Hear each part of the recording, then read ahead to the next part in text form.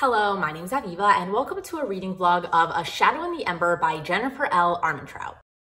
So I've decided to read this book, even though it's only the first book in the series. I usually like to wait and then binge like a whole series at once because I hate cliffhangers, but I already made an exception for From Blood and Ash by Jennifer L Armentrout, so I figured this takes place in the same universe. I really should just, keep up to date and read them as they come out, because what's the point in waiting? I will survive the cliffhanger. I just might not enjoy the experience of not having the second book, so it's okay. Anyway, all I know about this book is that it's about another maiden, and it takes place, I'm almost positive, before everything that happens in From Blood and Ash, and we're basically just following like a whole nother story, just in the same universe. So I really liked the universe. I really liked everything about From Blood and Ash, so hopefully I'll enjoy this. It seems like this maiden slash chosen one is going to have to go and marry this guy and then kill him, but obviously she's going to fall in love with him instead. So seems like a great plot for a fantasy romance. I'm excited to read it. So I plan to vlog my experience, give you guys updates as I'm reading it, let you know what I'm thinking as, I get further and further into the book. So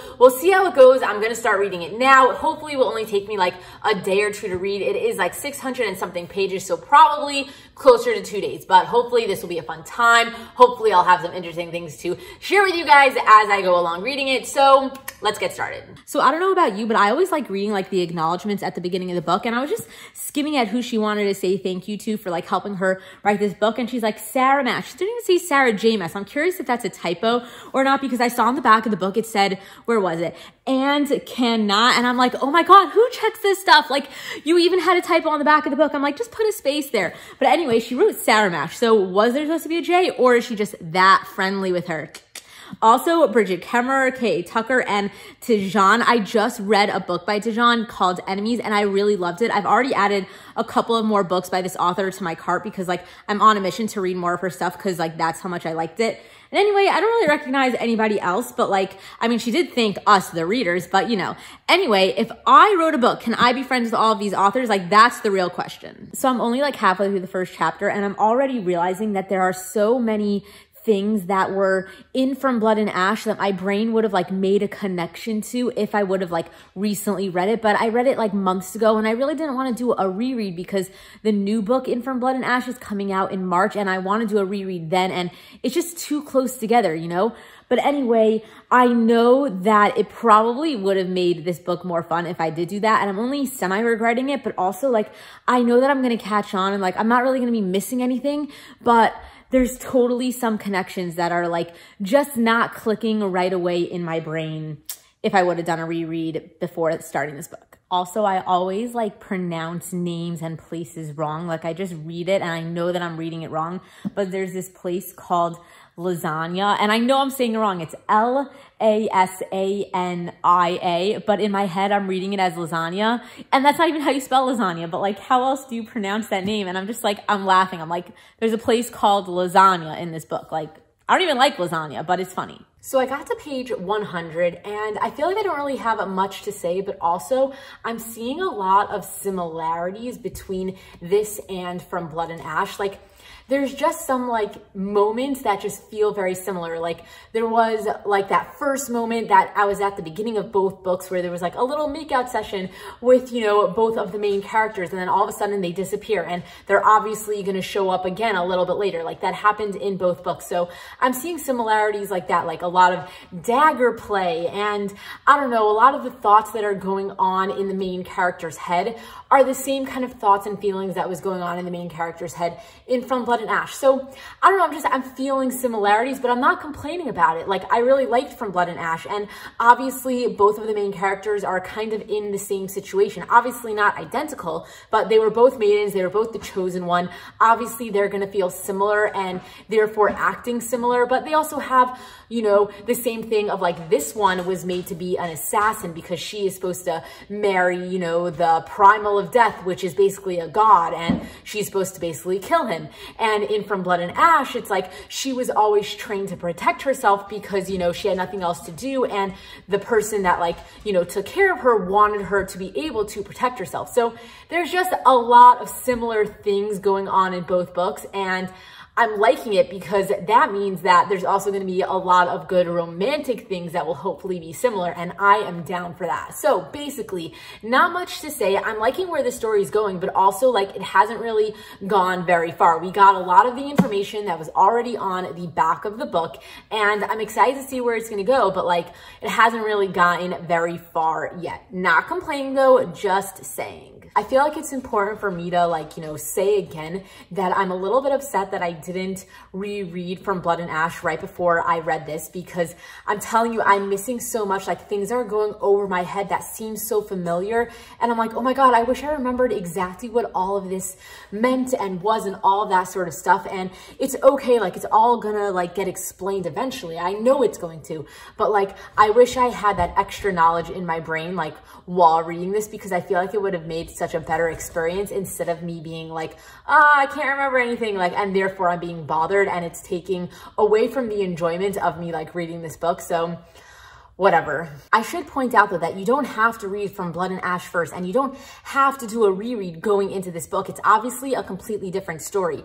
Why I'm getting all tripped up is because there's a lot of world building going on in this book and a lot of stuff that I remember learning about in From Blood and Ash. And because I can't fully remember it and like how everything happened in From Blood and Ash, I'm being bothered because it's almost as if like I have to learn it again, but I also have these memories in my brain, and it's like, it's just like doubling over in my head. And I almost wish I did a reread of From Blood and Ash so that everything was fresh in my mind and I could like, you know, make connections easily or sort of thing. So it's okay. This is something like totally on me. So don't like stress yourself out of like, I'm watching this and I haven't done a reread in a while of From Blood and Ash. So should I? It's like, you could, but you don't have to. Like this book is obviously going to relearn everything for you. Like it's going to retell you everything that you need to know about this world. It's just, I kind of wish that everything was fresh in my mind.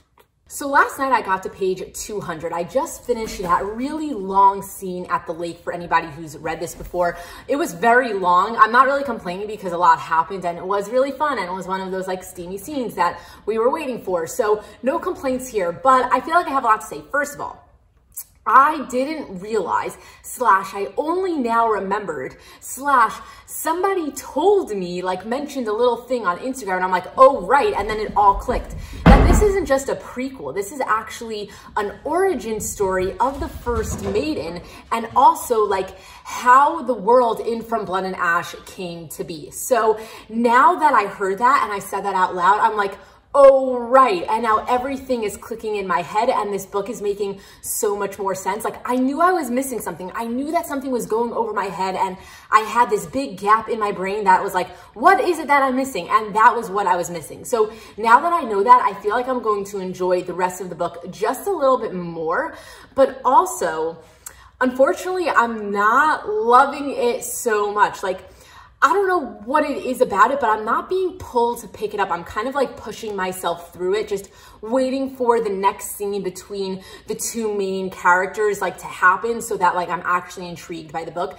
Not that there's anything wrong with it. The world building, the story of it, it's all okay, but like I'm not really pulled in for some reason. And I don't know if that's me because I haven't really read a lot of fantasy books lately and maybe I'm just not like into it right now. Like maybe this was the wrong time to pick this up. But also, maybe it's the book, who the hell knows? I have a feeling it's like just me because I'm already seeing like people rave about this book and I'm like, I really want to love it. And I'm just hoping that like the second half of this book, I mean, more than the second half, I'm hoping that the rest of this book is going to start to pick up and all of a sudden I'm going to be like, oh my God, I can't put this book down. Like, where is the next book? I have a feeling that's going to happen. But at the moment I'm at like I'm not really pulled so much to pick it up. I'm really just like keep on going because I want to get to the next like really fun scene between the two main characters. So yeah, that is how I'm feeling right now. I do plan to keep reading this book and I'm enjoying it. I'm just not like loving it as much as I remember loving From Blood and Ash.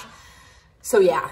I also wanted to talk for a second about the relationship before I get any further into the book, and then maybe my thoughts are going to change. But like at the moment where I am, I'm feeling like I don't love the relationship that's going on as much in this book as in From Blood and Ash. And I know that it's not really so right to compare the two because it's just taking place in the same universe. And there are a lot of similarities, and that's why my brain keeps being like, okay, but like, let's see the differences between the two. But like, I know that's not really right to do. Like, I should be reading this just for this book because some people might pick this book up and have never read From Blood and Ash, but I am comparing, and therefore I gotta say that I really liked From Blood and Ash more. Like the buildup of the relationship and like the whole bodyguard romance and just so many things that I can't really say because of spoilers. I feel like that was such a more intriguing relationship. Like in this book, I don't know if it's spoilers or not. Like I don't really think it is because it's like basic information, but I'll put a spoiler warning on just in case. But basically in this book, it's like,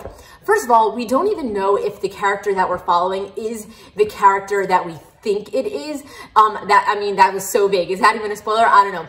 But basically, besides for that, like we don't even know who it is. Is there somebody else that's going to be coming into the picture? Or is this the guy that, you know, we think he is? But I also don't really like the actual like way that their relationship started. So it did start out very similar From Blood and Ash. Like they had that one, you know, random hookup for like whatever reason, and that was totally fine. But I feel like there is like this whole like insta lust slash I'm already connected to you. Like maybe we're mates only because I'm thinking that because of a few things that they were saying. And also like I've read From Blood and Ash. So like I know that that's a thing and it's like a possibility, but also like, you know, they're just pushing it towards of like, oh my God, I'm so pulled to you and I don't know why. And like, I'm just a stupid human and you're a god. And it's like, I get it. I'm not like bashing it, but also like, I don't know, I'm not like, oh my God, this was such like a great startup for a romance. Like it was very like classic and basic and like, I don't know, From Blood and Ash was so unique and different. And I was like, I really liked that setup. And for this, I'm like, I'm into it, but like From Blood and Ash was better. Am I annoyed that it took 300 pages for what was supposed to happen at the beginning of the book to finally happen? Kind of.